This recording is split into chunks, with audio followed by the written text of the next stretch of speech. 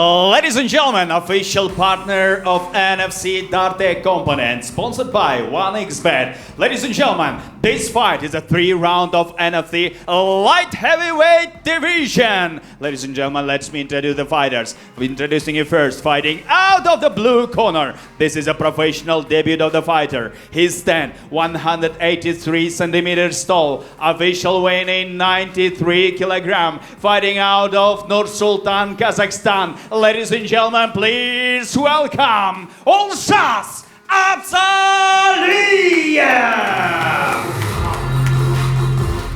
Introducing his opponent, fighting out of the red corner. This is a professional debut of the fighter. He stands 185 centimeters tall, official weighing 93 kilogram, fighting out of Bishkek, Kyrgyzstan. Ladies and gentlemen, please welcome Shaxila Amurbekulu. Referee of this bout, Daqtileu Askerbayula.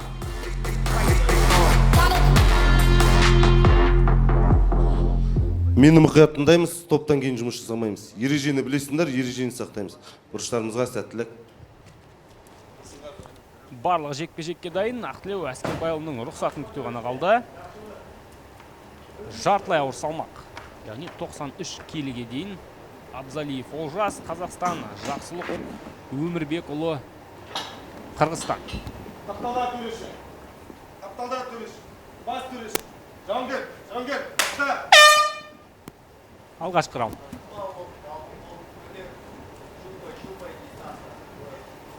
Аяқта өте жеңіл, салмақтың ауырлығына қарамастан Абзалиев Олжас. Өзін жақсы сезінеді екен аяқта. Отандасымыз. Раунд басталды, ортаны отандасымыз алды. Солақай екен Олжас. Қырғыз спортшысы оңайда өнер көрсетті. Бірден ығыстыра бастады қарсыласын. Бірден ығыстыра басымдық көрсеткен дұрыс. Бірақ мұнда қателік жасауға болмайды. Айта кеттік, 93 кг салмақ бәрі болуы мүмкін. Бір соқты бәрін шешіп кетуі мүмкін. Сол себепті деміне қазір, е? Абзалиев жинақы өте. Жинақы. Окейк. Алдау тәсілдерін көп жасап соқты беру керек секілді. Бірақ сондай сәттерді күтіп жүрген секілді Олжас отандасымыз. Олжас асқар емес.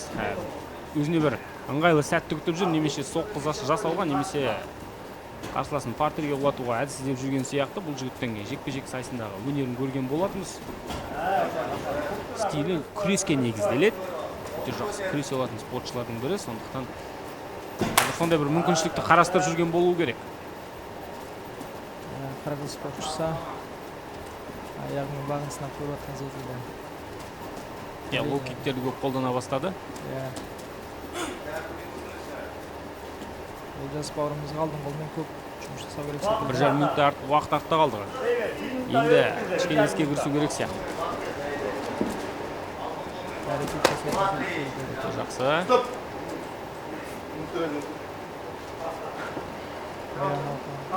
Тым төмен жасалған соққы сияқты қазір көретін боламыз. Қайталарды көретін боламыз қазір. Қандай соққы деген. Тағы. Кіндіктен сәл төмен тиген соққы. Мұндай соққылар аралас жекпе-жек ережеге сай ғой? Сай, әрине, ешқандай қателік жасаған жоқ Олжас. Енді мұнда қырғыз спортшысына байланысты қалай болатын. Және жалғастырамыз.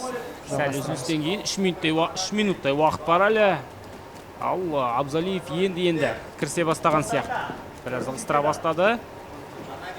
Отандасымызға бірінші нөмір жұмыс жасау керек осылай. Әзірше аяқты қосқан жоқ байқасаң Олжас. Тек қана қолмен жұмыс жасап отыр.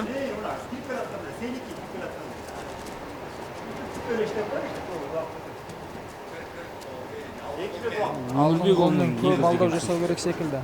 Артқы қолын дайындау жүрген секілді. Олжас бауырымыз отандасымыз. Әзір көре жатқанымыз. Қайсат керемет. Енді тейкдаун жасау мүмкіншілік бар. Ережеге сай емес, әрине қорғанып қалды және қарғы шабуыл жасап үлгерді. Жақсылық Өмірбекұлы. Жақсылық тұр кез, отырма, тұрды. Жақсылық тұр ойда, отырма тұр. Олжас қателік жіберген сияқты болып көрінді. Міне енді қазір соққы жаудыруға мүмкіншілік пайда болды. 2 минуттай уақыт бар әлі алда. Әлі мүмкіндік бар жекпе-жекті уақыттан бұрын аяқтауға. Бұл жігіттердің соққылары ауыр. Салмақта әрбір соққы сезіледі қарсыласынан. Сол себептен Олжас бауырымызға қазір ертерек әрекет жасау керек секілді, тоқтатпай соққылар соғып. Өзіне тиімді позиция алу керек секілді. Осылай жасай беру керек. Қарсыласынан алып берді, бірақ қауіп сейілген жоқ әлі. Олжастың шабуылдауға мүмкіншілігі көп. Қарсыласының арқасына шықты тіпті. Аяғын салды. Өте тиімді позициялардың бірі. Қазір міне өте орынды дәл осындай әдіс. Қазір қарсыласын созып, арқасын ішке жатқызу және соққы, тоқтаусыз соққылар жіберу керек секілді. Олжас бауырымыз осылай әрекет жасай беру керек. бір минуттай уақыт бар әлі. Жеңістің тұғыр алыс емес. Керемет. Таштан қылба андай. Қол бел асты тұрып қой. Андай қылба защита. Қарсыласын партияда өте жақсы қадағалай алатынын көрсетіп отыр бізге. Абзалиев, бірақ сәл қарқындырақ шабуылдаса жақсы болар еді. Асық секілді. Позицияны жүрмеу керек. 50 секундтай уақыт қалды бірінші раундтың аяқталуына. Әрине осылай жұмыс жасаған секілді Олжас жасау керек, көп жасау керек осылай сәтті. Пайдаланып, тиімді сәттер пайдаланып. Керемет. Жақсы.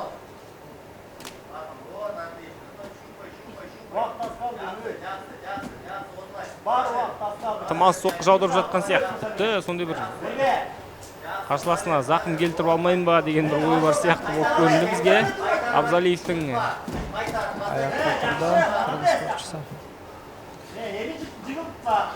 қазір тағы бір тейкдаун жасай алады ма? Әрине.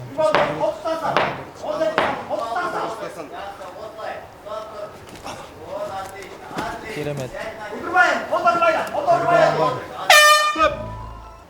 Что же касается его соперника Умирбекулло Жакшылыка, то он является трехкратным чемпионом Кыргызстана по ММА. Ну, конечно же, среди любителей. Это какие-то непонятные моменты, связанные с углом кыргызского бойца.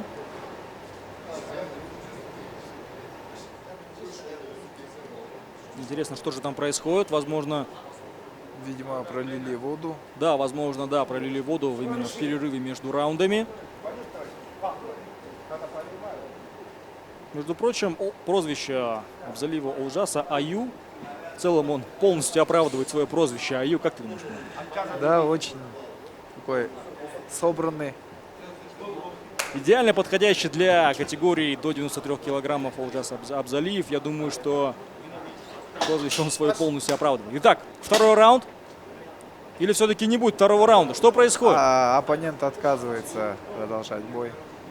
По всей видимости, ввиду отказа кыргызстанского бойца победу одерживает Олжас Абзалиев. The fighter representing a blue corner, Олжас Абзалиев.